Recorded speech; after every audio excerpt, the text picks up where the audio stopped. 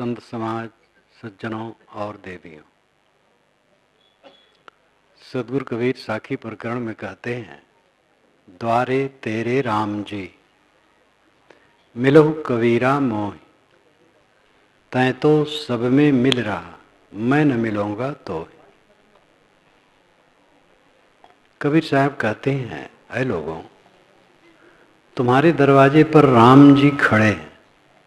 द्वारे तेरे राम जी,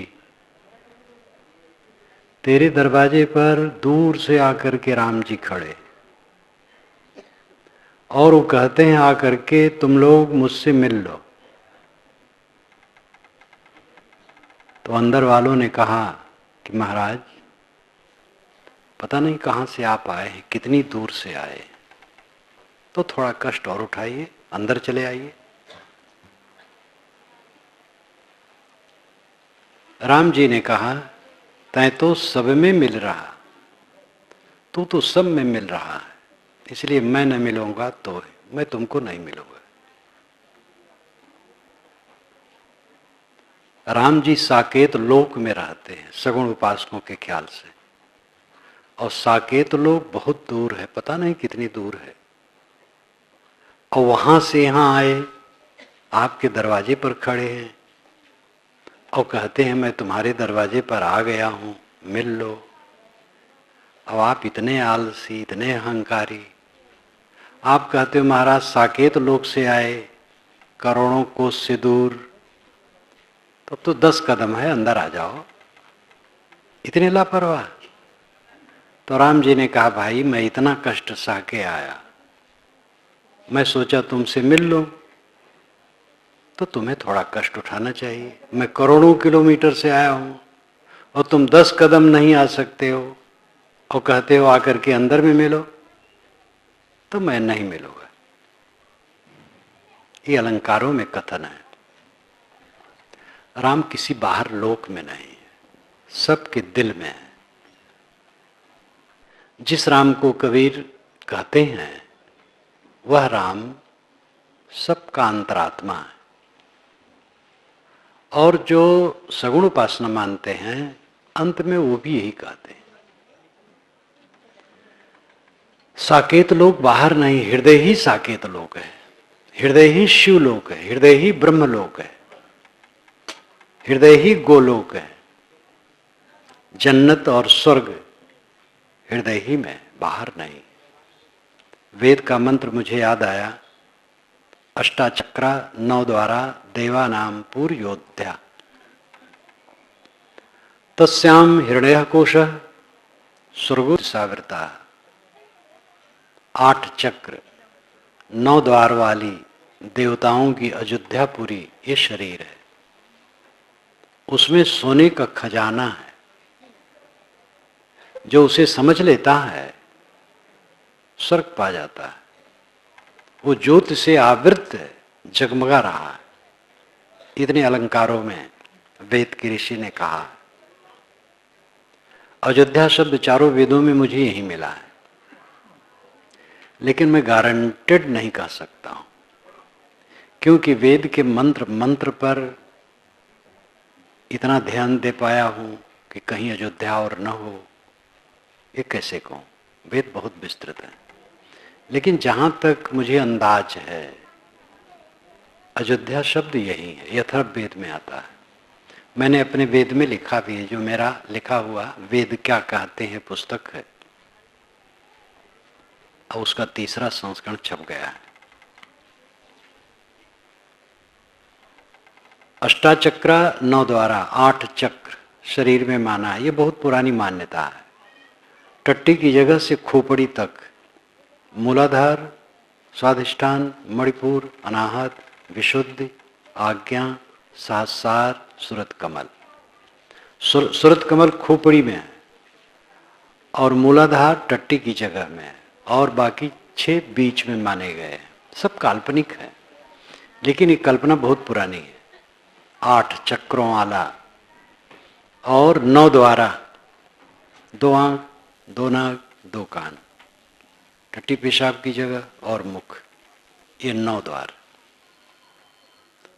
अष्टाचक्रा 9 द्वारा देवानाम पूर्योध्या, देवताओं की अयोध्या पूरी ये शरीर है। देवता कौन है? मन इंद्रिया। ये मैं अपनी कल्पना से नहीं कहता हूं, वैदिक प्रमाण से कहता हूं।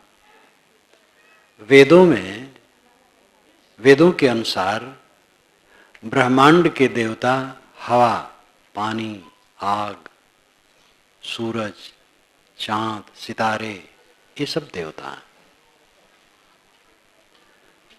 और पिंड के देवता इंद्रियां और मन है।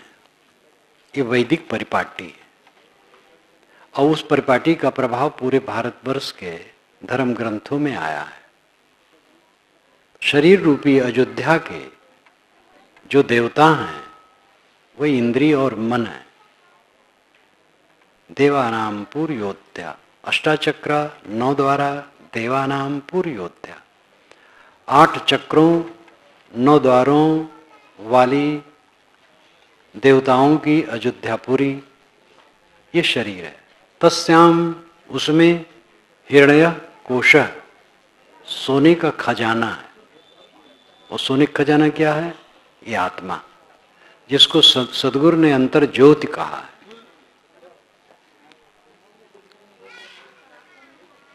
तस्याम हिरण्य कोश स्वर्गो ज्योतिषावृता, इसी में स्वर्ग है, वही स्वर्ग है जो ज्योति से आवृत है।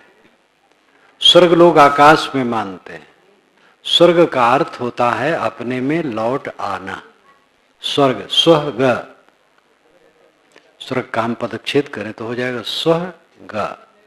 स्व नाम खुद में, गा नाम गमन, अपने में लौट आना स्वर्ग है। अपने आत्मा में तृप्त हो जाना, आत्मलीन हो जाना स्वर्ग है। वैकुंठ यही है। वैकुंठ, विकुंठ। वैकुंठ का शुद्ध शब्द है विकुंठ। वि नहीं, कुंठ, कुंठा, ग्रंथ, कॉम्प्लेक्सेस।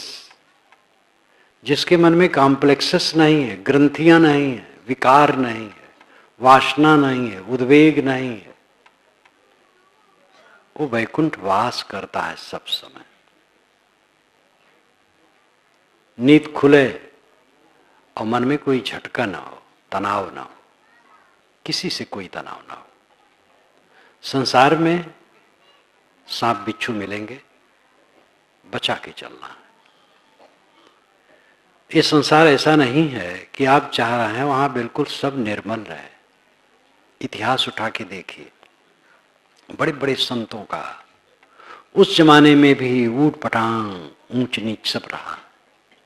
खुराफाती लोग रहे, धार्मिक कहलाने वालों में खुराफाती रहे, साधु वेशधारियों में खुराफाती रहे और अच्छे लोग रहे, सब जमाने में रहे। इसलिए बचा बचा के चलना है और ये समझना है कि जितना भी संबंध है सब झूठा है। संबंध और वार्ता अगले क्षण दोनों समाप्त। हम 4 लोग इकट्ठे हुए, संबंध हो गया, फिर वार्ता हुई, कुछ बात किए,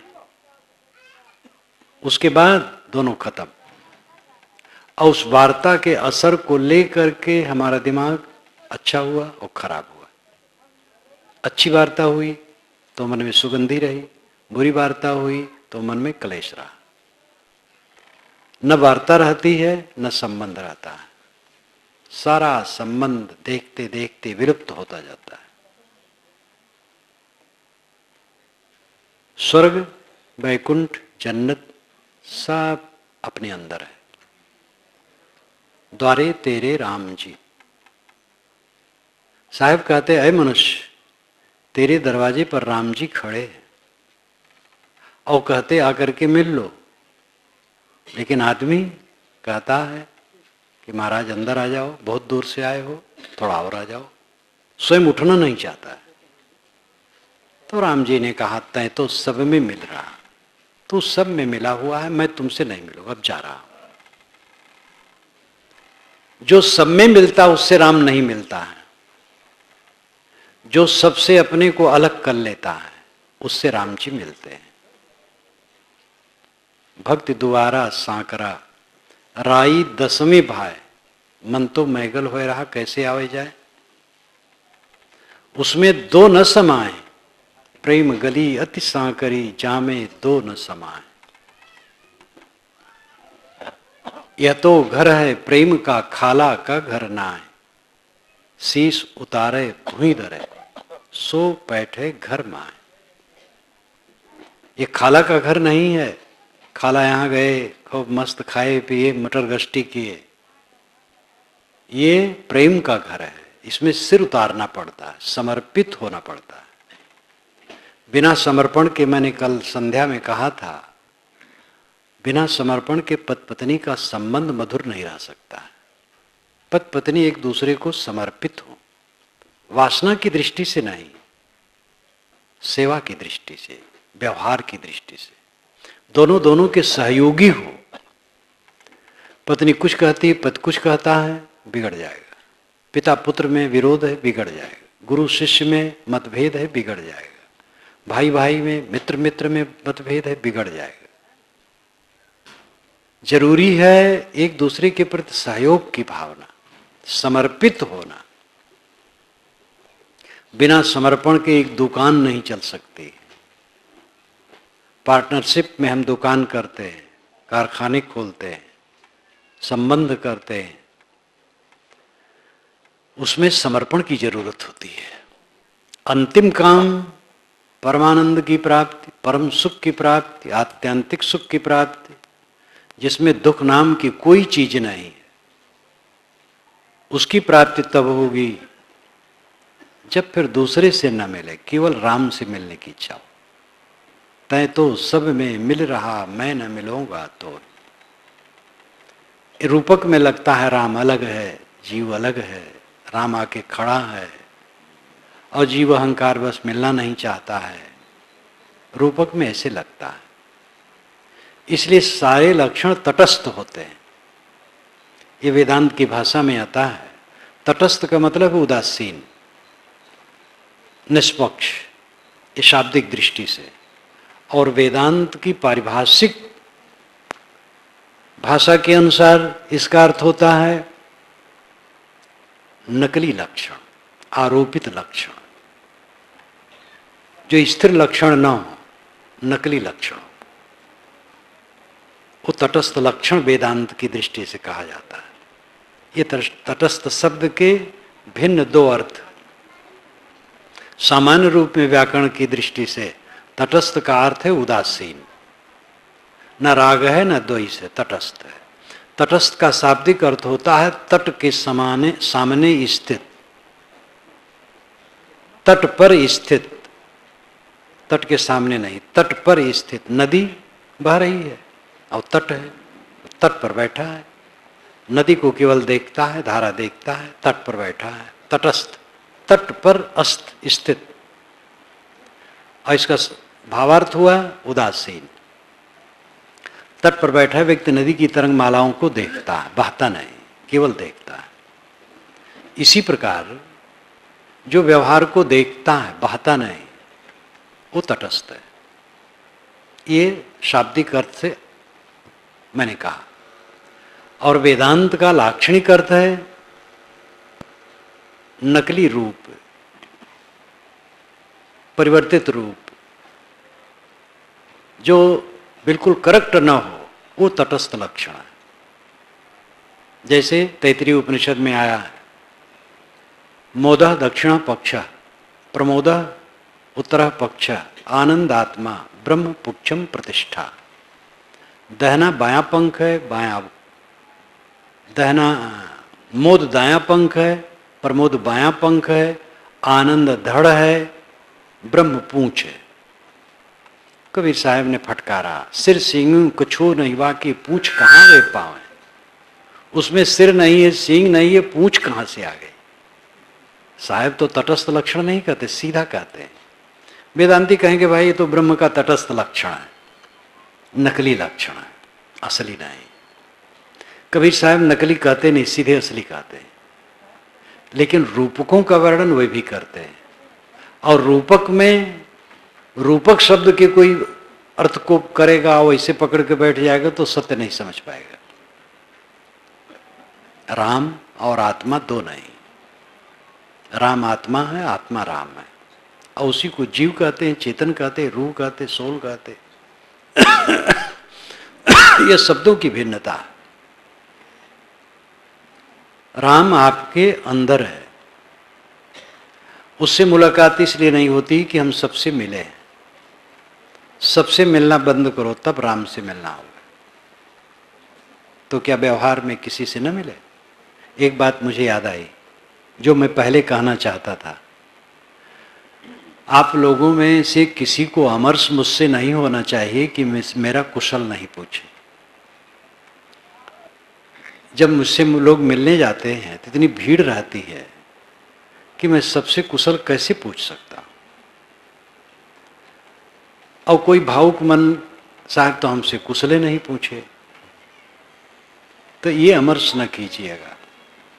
आप यहाँ आए हैं, धन्यवाद है, आए हैं, कुशल मंगल है, मेरा भी कुशल है, आपका कुशल है। कुशल है मन का शांत रहना, स्थिर रहना, सुबस रहना, ये काम करो। राम और आत्मा एक बात है। राम से मुलाकात होगी जब सबसे न मिले। सबसे न मिलने का लाक्षणिक अर्थ है सब में आसक्त ना हो। किसमें आसक्त हो रहे हैं? क्या आपका है? क्या इस जीवन से सीख नहीं मिली है? बचपना आपका रहा, शिशुपना का तो याद नहीं, बचपना की तो याद है। मुझे तो बचपना की याद है। मैं गांव के पश्चिम, गांव में ही, गली में ही, घर के पास गली में खड़ा था। क्या मेरी उम्र होगी आप इसी से अंदाज लीजिएगा, मुझे ख्याल नहीं है। आगे दिखाई देता था खेत, और खेत में कोई जैसे 18 वर्ष का युवक हो, वो अपने बाएं हाथ के तरफ चल रहा था, सीधे नहीं चल रहा था, बाएं हाथ के तरफ, और उसका मस्खरापन रहा होगा। मैं भयभीत हो गया कि ये प्रेत होगा। प्रेत सुन रखा था लोगों से, तो मैं भगा, दिन की बात थी, और घर में घुस गया और माता से कहा, माता वो प्रेत चलता था और बाएं तरफ चलता था, ऐसे ऐसे चलता जा रहा था। तो माता हंसने लगी। अब क्या उम्र होगी? वो कहाँ रहा समय? जवानी आई, वो चली गई। अब तो हमारे शरीर को बूढ़ा कहना चाहिए, क्योंकि 74 चल रहा है, और ये भी नहीं रहेगा।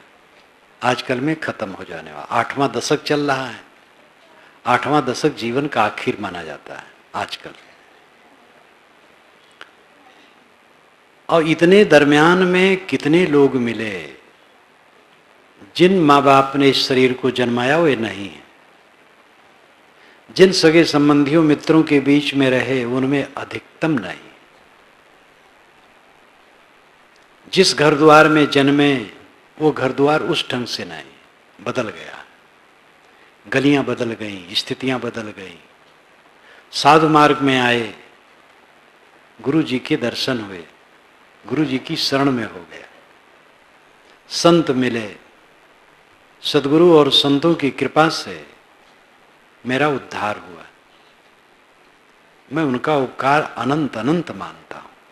सदगुरु न मिले होते, ये संत जन न मिले होते तो हम भटकते होते। हमारे दहने श्री निहाल साहब बैठे, हमारे बड़े गुरु भाई।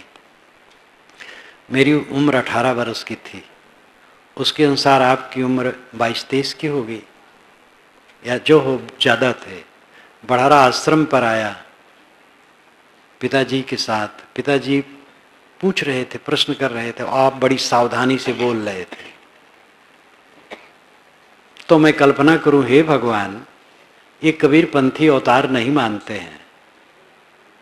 दीवार पर एक चेहरा अभी अभी प्रकट कर दो तो ये जान लेंगे कि अवतार होता है। मैं मन में कल्पना करूं कि ये लोग अवतार नहीं मानते, और मैं खूब अवतार को मान रहा था और जप रहा था खूब। तो हे भगवान, एक अवतार दीवार में ऐसे दिखा दो तो ये कबीरपंथी लोग जान लेंगे। मैं तो बोल नहीं सका, पिताजी बोलते रहे, बातचीत करते रहे। जब चले तो मैंने कहा ये संत तो बड़े अच्छे लगते हैं लेकिन भगवान को नहीं मानते हैं। राम भगवान है, कृष्ण भगवान है, इनको नहीं मानते हैं। तो उन्होंने कहा ये जो मानते हैं असली भगवान मानते हैं। हमने कहा अच्छा, तो द्वैत अद्वैत विशिष्टाद्वैत का है तो मैं उतना समझ नहीं पाऊं। वो सब कुछ नहीं रहा। हमारे गुरुजी का शरीर छूटे काफी दिन हो गए, करीब 8 हो रहे। हमारे गुरु भाइयों में केवल 2 गुरु भाई बचे हैं। सौभाग्य से दोनों दर्शन दिए।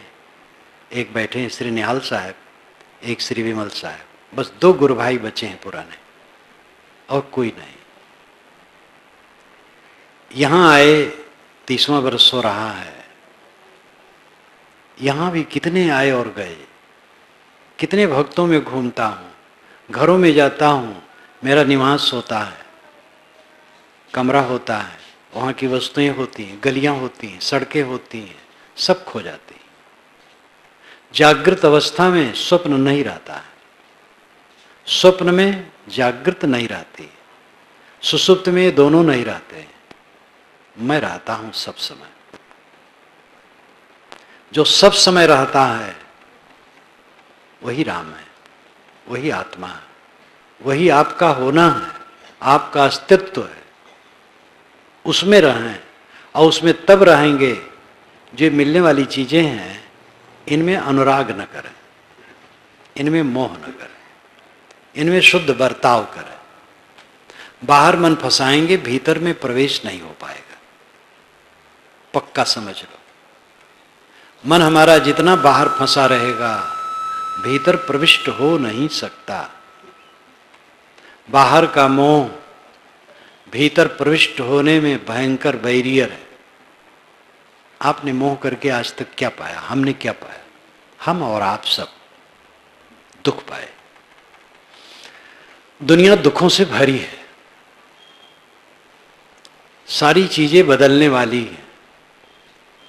मनुष्यों के शरीर बदलने वाले हैं, मन बदलने वाले हैं, अनुकूल प्रतिकूल हो जाते हैं, प्रतिकूल अनुकूल हो जाते हैं, तटस्थ हो जाते हैं, मध्यस्थ हो जाते हैं, बिछुड़ जाते हैं। काल रात दिन सब कुछ को निरंतर पीसता है। हमारे चारों तरफ केवल धूल का अंबार है। शरीर धूल, प्राणी पदार्थ धूल, सब धूल धूल। कुछ दिन के बाद वो धूल होकर के रहेगा। आज समझ में नहीं आता है।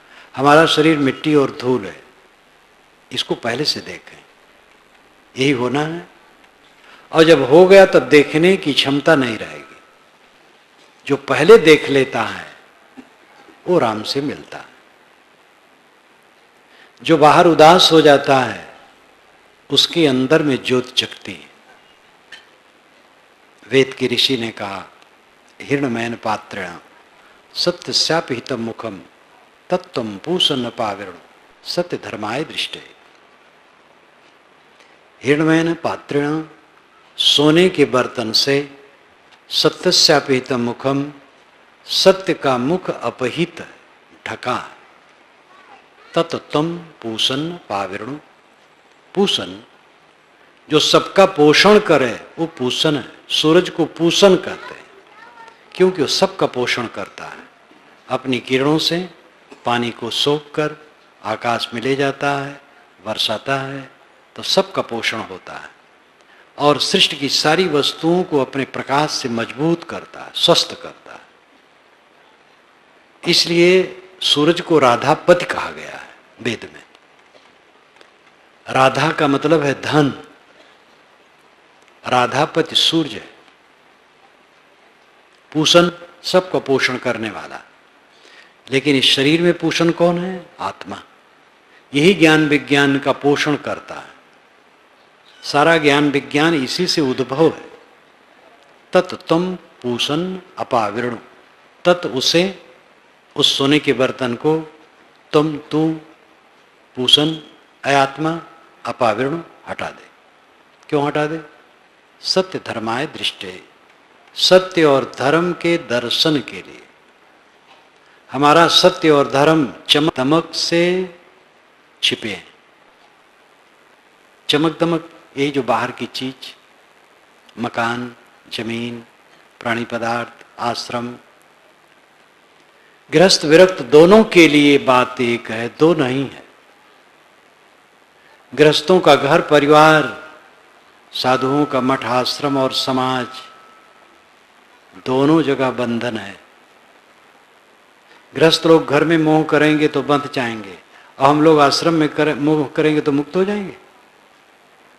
गृहस्थ लोग बाल बच्चों में मोह करेंगे तो बंध जाएंगे, और हम लोग शिष्यों में मोह करें तो मुक्त नहीं होगा, हम भी बंधेंगे।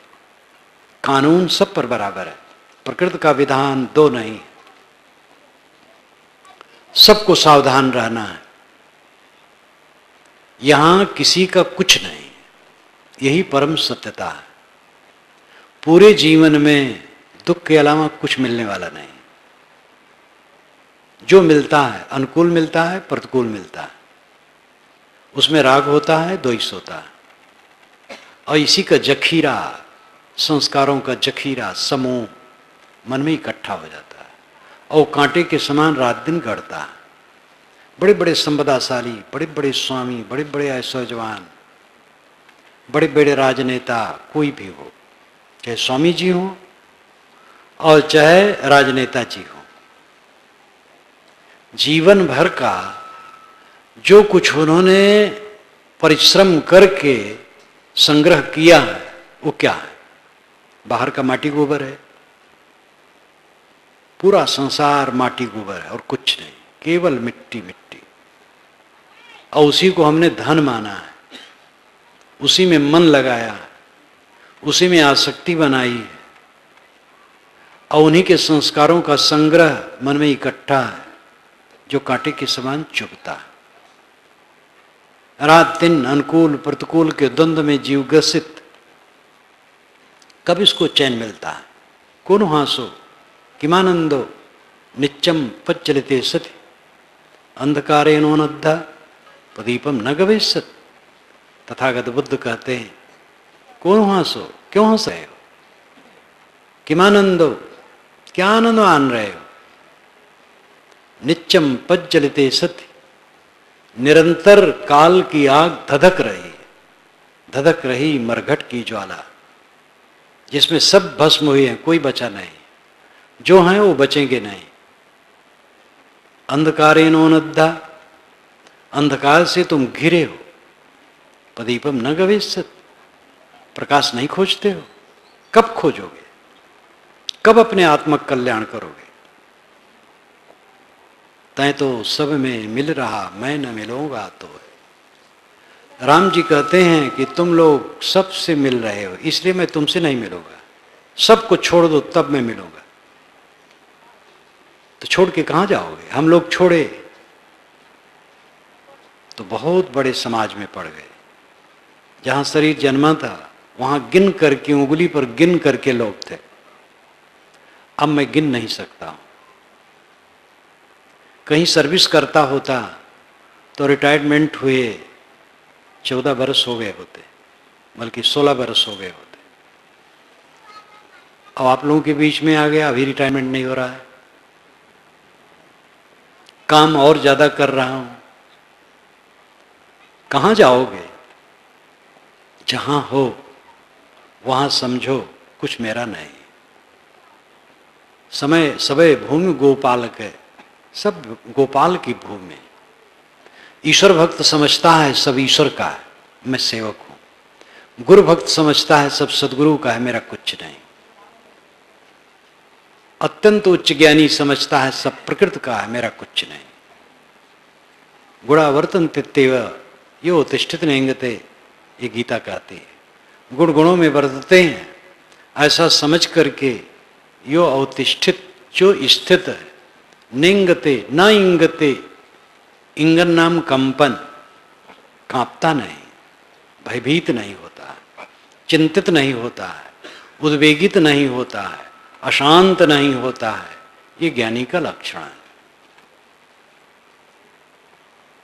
निर्द्वंद स्थित आ जाना ज्ञान है, कहीं कंपित न होना। घटनाएं घटेंगी, सामने आएंगी, अनुकूल आएगा, प्रतिकूल आएगा। ज्ञानी पुरुष को गाली दिया गया है, जीवन मुक्तों को गाली दी गई है, निकट के लोग तक गाली दिए, दूर के लोग दिए, दूर के दिए, निकट के लोग भी दिए, नहीं समझ पाए। किसी महापुरुष को समझ पाना बहुत मुश्किल है, कुछ ही लोग समझ पाते हैं, बाकी अनबूझे रह जाते हैं। पास में रहने वाले भी समझने वाले कम हो पाते हैं। मात्रा है, कुछ कितना समझता है, कितना समझता है। इतिहास पढ़ करके जानता हूँ और नज़रों से देख करके भी जानता हूँ। श्री विशाल साहब एक उत्तम आदर्श हमारे सामने रहे, जिसको हमारे सदगुरु भी सदगुरु मानते थे। हमारे सदगुरु अपनी जगह पर निर्मल पुरुष थे ही, जो हमारे परम आधार थे, वो तो है ही है। लेकिन वे भी जिनको गुरु मानते थे श्री विशाल साहब, जो लोग देखे हैं वे जानते हैं, नहीं सुने हैं। विशाल देव परम आदर्श पुरुष थे, कृतार्थात्मा जीवन मुक्त पुरुष। दूर वाले नहीं समझे, निकट वाले भी बहुत लोग नहीं समझे। इतिहास पढ़ करके देखते, बुद्ध को, महावीर को, शंकर को, यानी स्वामी शंकराचार्य को, कबीर साहब को, सब कहाँ समझे। सबको समझाने के चक्कर में न पड़े, समय बर्बाद जाएगा। मुझे लोग समझने बड़े अच्छे साधु हैं, महाभ्रम। अच्छा रहना है, हम समझ लें अपने को, बस काफी है। याद आई, एक जगह मैं था, एक प्रदेश में, एक मेरे साधु ने कहा, साहब अमुक बूढ़ा साधु आपको बुरा मानता है, आपकी बुराई करता है, आप उसको समझा दीजिए तो समझ सकता है। तो मैंने कहा, वो थोड़ी बुराई मेरी जानता होगा, और जब सारी बुराइयां मेरी जानेगा तो बहुत उसको कहना पड़ेगा। तो कहा, तब तो कोई समस्या ही नहीं है। उनकी समस्या कहाँ। 2 दिन के बाद वो बूढ़ा मिला, कहा, साहब आप जाएंगे अमुक दिन, तो रास्ते में मेरी कुटिया पड़ती, वहां थोड़ा बैठ लेंगे। मैंने कहा ठीक। मैं नहीं कहा कि तुम मेरी निंदा करते हो तो क्यों बैठूंगा। मैंने कहा ठीक। गया, खाट बिछाया था, बैठ गया। संतों के लिए भी आसन बिछा दिया था, सब बैठ गए। उन्होंने पूजा की, आरती की, चरणोदक लिया। मैं चरणोदक देना नहीं चाहता, पुराने लोग कुछ लोग ले लेते हैं। तो चरणोदक लिया, हाथ जोड़ के खड़ा हुआ, कहा, साहब मेरे कल्याण की कुछ बातें बता दीजिए। तो थोड़ा सा कह दिया, फिर चल दिया। वो साधु जो मुझसे कहा था वहीं खड़ा था, आगे बढ़ा, कहा, साहब ये तो भीगी बिल्ली बन गए। मैंने कहा, ऐसा ना कहो, उनका विचार, उन्होंने मेरी बुराई की होगी और यहां पूजा कर ली, उनका विचार है, उसमें हमें कुछ हानि लाभ नहीं। आप सबको समझा करके तब रहनी में रहना चाहते हैं कि आप अच्छे हैं। कोई समझा पाया है? दुनिया में एक व्यक्ति नहीं समझा पाया। गोस्वामी जी का एक दोहा है, अबजस जोग की जानकी, मणि चोरी का कान, तुलसी लोक रिझाई वो, करस कातबो नान। क्या जानकी जी अबजस के योग थी? और क्या श्री कृष्ण महाराज ने मणि की चोरी की थी? दोनों बातें गलत है। तुलसी लोक रिझाई वो, करस कातबो नान। गोस्वामी जी कहते हैं दुनिया को खुश करना वैसे है जैसे करस कातबो नान। करस नाम खींच करके, नान नाम पतला। कोई खींच करके तकली चलावे और सूत काते जल्दी जल्दी, तो महीन सूत नहीं बनेगा। महीन सूत के लिए बहुत धीरज रखना पड़ेगा। बहुत बढ़िया रुई होती है और बाएं हाथ से उसको संभाला भी जाता है, सूत को बीच बीच में, और काता जाता है। और इस प्रकार धीरे धीरे महीन सूत बनता है। तेज काते और महीन सूत काते, ये असंभव है। तैसे सब लोगों को अपने विषय में बता दे कि हम अच्छे हैं, ये असंभव है। महाराज राम की निंदा पूरी अयोध्या में हो रही थी। धोबी ने ताना मारा, धोबी की पत्नी रूठ करके चली तो कहा जाओ, हम राम नहीं है कि सीता लंका में रही 22 महीने और फिर ले आए, मैं नहीं रखूंगा। तो किसी से सुने गुप्तचर से राम तो उदास हो गए। ये वाल्मीकि रामायण में कहीं नहीं, ये तो छोटे काव्य में पीछे कहा गया है। वाल्मीकि रामायण की हकीकत है, चाहे वो उस ढंग से लिखा गया हो कि वास्तविकता जचे और चाहे घटना हो, लेकिन हृदय द्रावक है। भोजन करके राम जी बैठे थे, शाम का रात में टाइम था, रात का टाइम था। उनके कुछ मित्र थे जो तनख्वाह शुदा थे, उनको तनख्वाह मिलती थी लेकिन मित्र का दर्जा रहता था। वह हंसी विनोद करके उनको खुश करते थे, क्योंकि राजा दिन भर राजकाज में व्यस्त रहता है और उसका दिमाग अशांत रहता है। तो शाम को कुछ हंसी विनोद करके उसके दिल को बहलाने वाला होता था रजवाड़ों के पास, राजों के पास। वे सब मित्र थे। वो उनसे पूछने लगे, राम जी, ऋषियों के आश्रम में, चौराहों पर, अयोध्या की गलियों में, दुकानों पर, जगह जगह मेरे लिए क्या चर्चा है? मेरी पत्नी के लिए, माताओं के लिए, राजकाज के लिए क्या चर्चा है?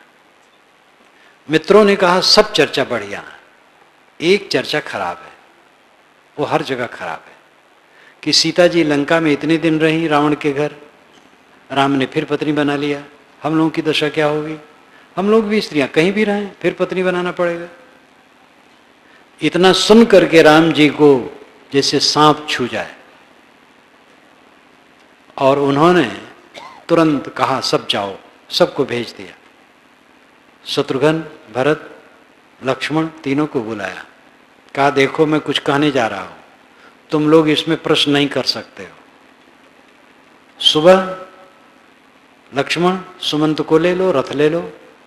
सीता कहती थी कि ऋषियों के आश्रम में एक रात घूमने की इच्छा है और ऋषि पत्नियों को कुछ दान करने की इच्छा है, तो तुम ले जाओ, कह दो कि वही घुमाने ले जा रहे हैं।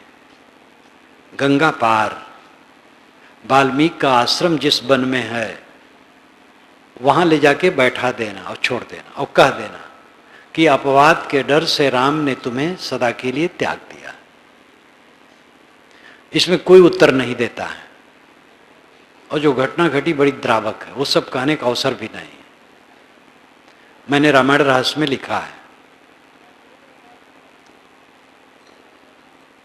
निष्कासन उचित है अनुचित है इस पर अब यहां विवरण देने की जरूरत नहीं। बात तो यह है कि अयोध्या के लोग राम सीता को नहीं समझ सके।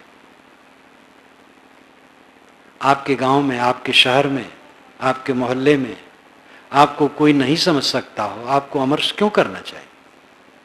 राम को अयोध्या वाले नहीं समझ सके, सीता को अयोध्या वाले नहीं समझ सके, इसलिए सीता भक्त, मैंने सुना है कि सीता भक्त अयोध्या और राम ये दो शब्द नहीं कहते हैं। सीता भक्त का एक संप्रदाय होता है, मैंने देखा नहीं, सुना है। उनके सामने कभी कोई अयोध्या कह दे नाखुश हो जाते हैं, मत लो नाम, जहां के लोगों ने हमारी माता को निकलवा दिया। राम कोई कहे तुरंत नाखुश हो जाते हैं, मत यार नाम कहो, हमारी माता को निकाल दिया। अयोध्या के लोग राम और सीता को नहीं समझ सके। अब तो संतोष करना चाहिए। अगर आसपास वाले हमें न समझ सकें तो क्यों चिंता, क्यों दुख? अपने को समझो। कबीर सीरीले में बहुत चोटदार बात आई है। जब राजा आया है मिलने और फकीर, खड़े खड़े बात हुई है। फकीर ने कहा कि हमारे दिमाग को रोशन कीजिए, कोई ज्ञान की बात बताइए। तो उन्होंने कहा, मालिक को आप जानते हैं? तो कहा, मुमकिन है। आपको मालिक जानता है? बेशक। तो कोई आपको जाने या न जाने, राष्ट्रपति, प्रधानमंत्री, चपरासी, सब के लिए 24 घंटे उनका विभाजन करना आपका काम है, किसमें लगाएंगे?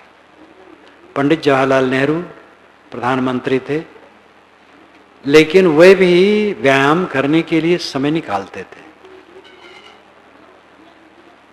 समय सबके पास है, समय निकालें, रोज 1 बार 2 बार बैठें, अलग ज्ञान के ग्रंथ को पढ़ें, मनन चिंतन करें, मैं कौन हूं, जगत क्या है, मेरा संबंध कितना इससे है, कब तक है, इस पर सोचें। रोज रोज अंत का दिन आ रहा है। ज्यों कोरी रेजा बुने, नीरा आवे छोर, ऐसा लेखा काल का, दौड़ सके तो दौड़। ज्यों कोरी रेजा बिने, कोरी हिंदू जुलाहे को कहते हैं, जुलाहे मुसलमान को कहते हैं। मुसलमान जुलाहा, मुसलमान बुनकर जुलाहा, हिंदू बुनकर कोरी।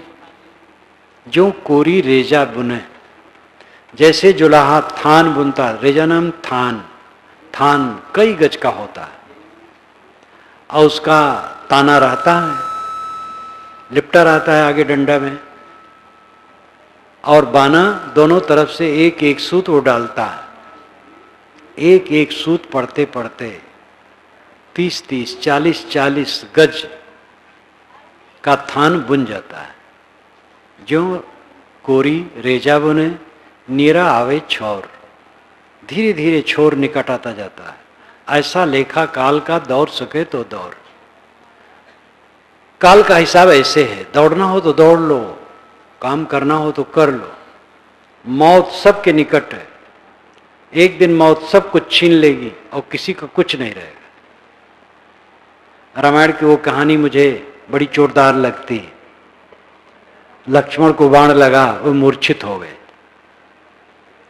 समझदारों ने बताया, सेना में डॉक्टर रहते हैं, वैद्य रहते हैं, उन्होंने बताया कि सूर्य उगने के बाद इनकी जान नहीं रह जाएगी, सूर्य उगने के पहले चिकित्सा हो जानी चाहिए। और इसका एकमात्र साधन सुखेण वैद्य के पास है, जो रावण का वैद्य। हनुमान जी उड़े आकाश में और सुखेण वैद्य के दरवाजे पर उतरे। रात का समय था, मसाल जला करके दवाई कूट रहा था बरामदे में। ये पहुंचे, बताए। उसने कहा, भाई ये कैसे हो सकता है, दुश्मन के दल में दुश्मन के भाई की चिकित्सा करने में जाऊं, ये कैसे हो सकता है। हनुमान जी कोई ऐसे वैसे नहीं थे, विद्वान थे। उन्होंने कहा, वैद्य के लिए हित और दुश्मन कोई नहीं होता है, वैद्य सबका होता है। सुखेड़ ने कहा, आपका तर्क ठीक है, नीति के अनुसार है, लेकिन जिस तरह युद्ध आमने सामने है, ऐसी अवस्था में दुश्मन के दल में चिकित्सा करने जाना असंभव है। तो कहीं नहीं जाएंगे तो हम जबरदस्ती ले चलेंगे। कहीं कैसे ले चलोगे, कहीं देख लो, कहीं कैसे ले चलोगे। उस हनुमान जी बरामदे से कूदे नीचे और नींव में हाथ डाले और पूरा मकान चरचरा के उखाड़ लिए। उसने कहा हाँ, वो करते रह गए, लेके उड़ गए। और बेचारे हाँ हाँ करके कूदे तो गिर के मर जाए, तो फंस गए। ये काव्य है, ऐसा होता नहीं। लेकिन मौत इसी ढंग से आएगी, आएगी, कहेगी चलो। आप कहेंगे अभी कुछ काम बाकी है, वो कहेगा नहीं। आप कहेंगे भाई नोटिस देते, काम कर लेता।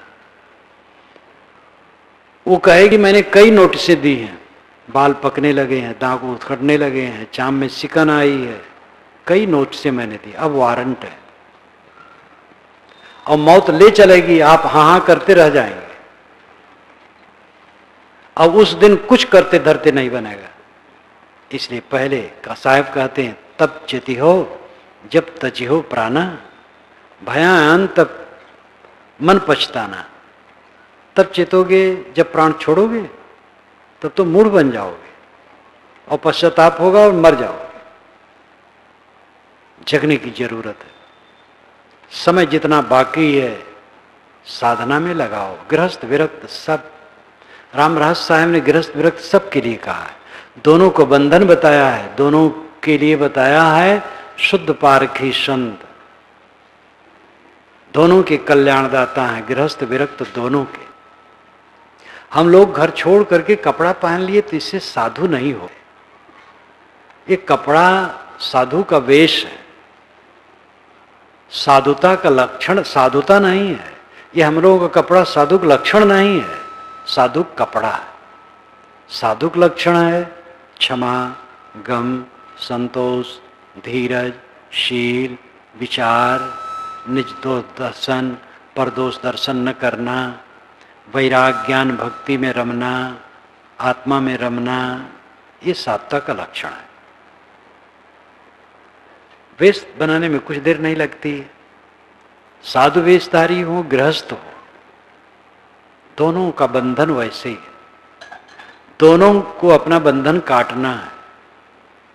इसी जीवन में रहते रहते चित्त विश्राम पा जाए, चित्त में उद्वेग न हो, अशांति न हो, पीड़ा न हो। ऊंच नीच स्थितियां आए, सबको धीरज से सह ले, उसमें व्याकुल न हो, उद्वेगित न हो, शांति बनाए रखे और सबकी क्षणभंगुरता निरंतर देखे।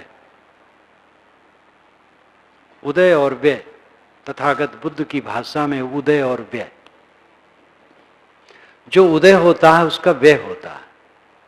उदय होना, निर्मित होना, व्यय होना, नष्ट होना। नित उत्पत्ति नित प्रलय हुई। साहब ने कहा उत्पत्ति प्रलय देव दिखाई, करहु राज सुख बिल सो जाई। आओ मेरे पास, मैं तुम्हें उत्पत्ति प्रलय दिखा दूं, फिर तो राज्य करो, सुख भोगो। उत्पत्ति प्रलय को जो देखता है वो दुनिया में मोह नहीं करता है। सब कुछ बनता है बिगड़ता, यही स्वभाव है। क्षण क्षण बनता बिगड़ता है। शरीर में कण मिलते हैं और निकल जाते हैं, हम देख नहीं पाते हैं। रासायनिक दृष्टि हमारे पास होती तो हम देखते कि ये सामने का खंभा कांप रहा है, इसमें हजारों कण मिल रहे हैं और हट रहे हैं। हर पदार्थ के कंपन को हम देख पाते। सब कुछ धूल माटी। अपना नाम का पदार्थ तो कहीं कुछ दिखाई ही नहीं देता है।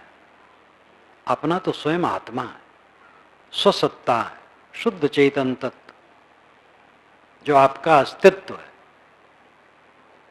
वही राम है। और उसमें विश्राम तब मिलेगा जब सबसे न मिलेंगे, किसी से न मिलेंगे, यानी किसी में मोह नहीं करेंगे, केवल सेवा करना। लेना देना पड़ता है, व्यवहार करना पड़ता है। मेरे शरीर की रक्षा अनेकों के द्वारा होती है। मेरे आध्यात्मिक और व्यवहारिक दोनों क्षेत्रों की उन्नतियों में हजारों हजारों लाखों लाखों हाथ हैं। इसलिए हमें भी कुछ सेवा करना चाहिए। दूसरे द्वारा हम उपकृत हैं, इसलिए हमें भी सेवा करना चाहिए। सेवा कर्तव्य है, मोह नहीं, आसक्ति नहीं, कहीं गांठ बांधना नहीं। कोई मुझे बुरा कह दिया उसकी समझ है, कोई भला कह दिया उसकी समझ है। हाँ, ज्यादा खुराफात है तो वहां से हट के रहा जाता है। कांटा है तो पैर वहां न रखे, अलग से चला जाए।